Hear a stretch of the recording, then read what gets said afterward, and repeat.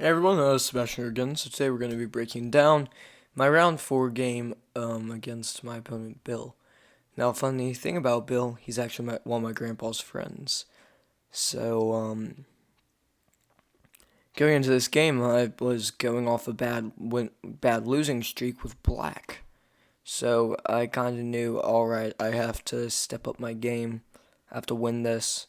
Because I knew I'd be getting a lot of points if I won this. As you can see, it's a 1300. Yeah, I'm only 800. So without further ado, let's get into this video.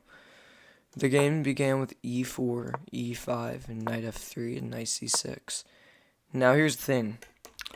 Bill does not generally play e4, e5 positions. He generally goes for a check perk. Like this. Knight c6. Sorry.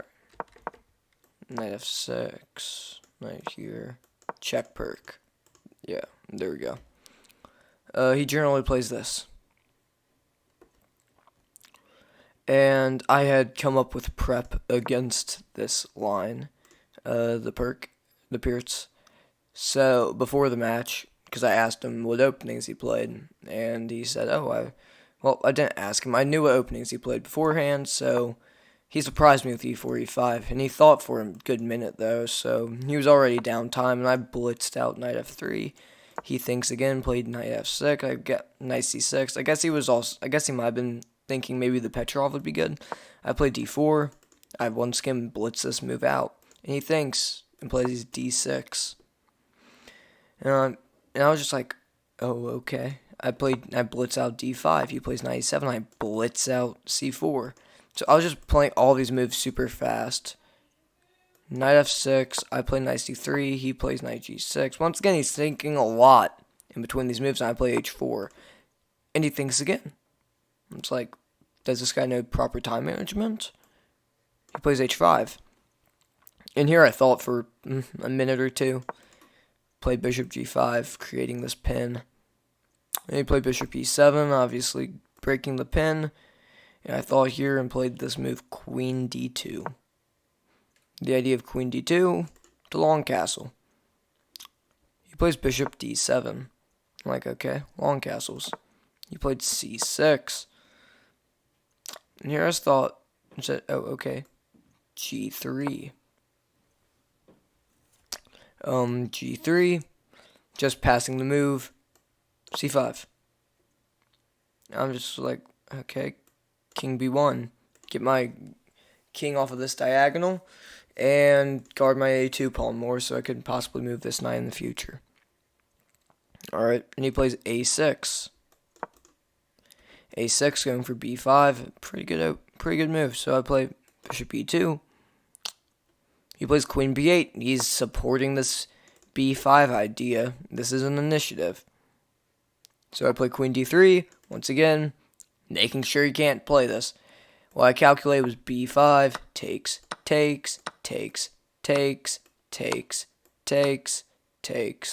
and like knight d7, takes, not takes like that, but takes, and takes.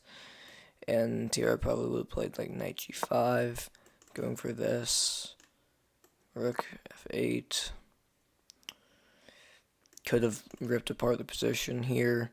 Could gambit. I might have gambited this pawn to push, or I probably would have played f3, g4, and like this, with this,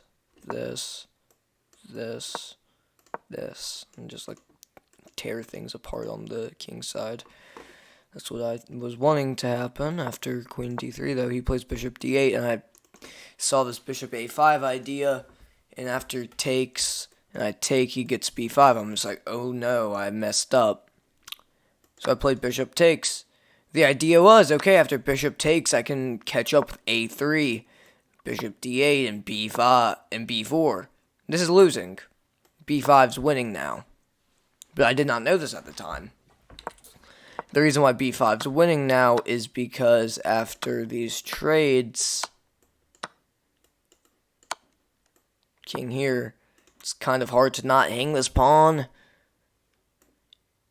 a4 kind of works.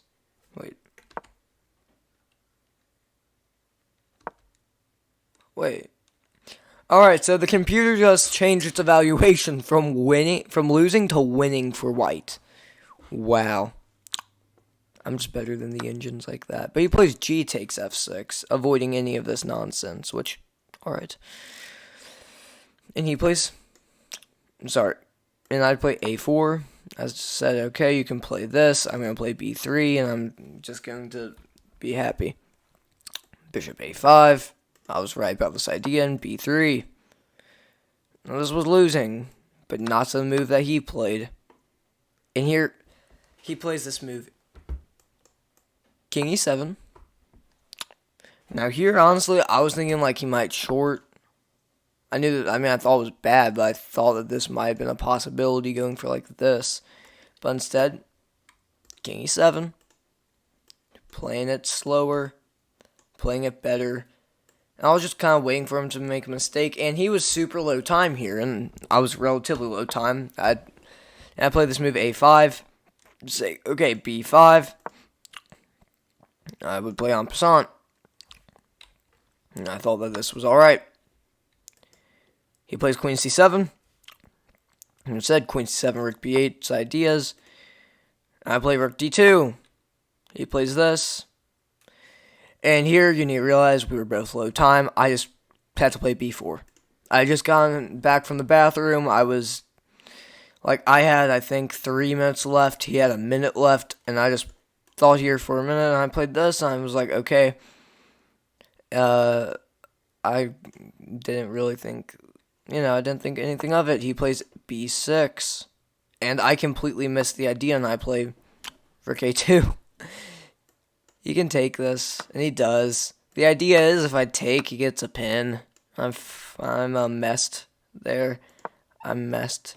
So after he takes, I have to play Queen A1, and this is where my notation ends, because we were both really low time, and we could not get him. But he took, I remember, he took, I took, think he played, I don't even remember now.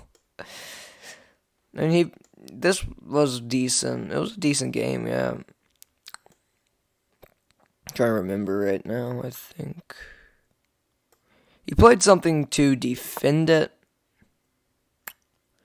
And I just kind of proceeded to attack. I remember I attacked this pawn somehow.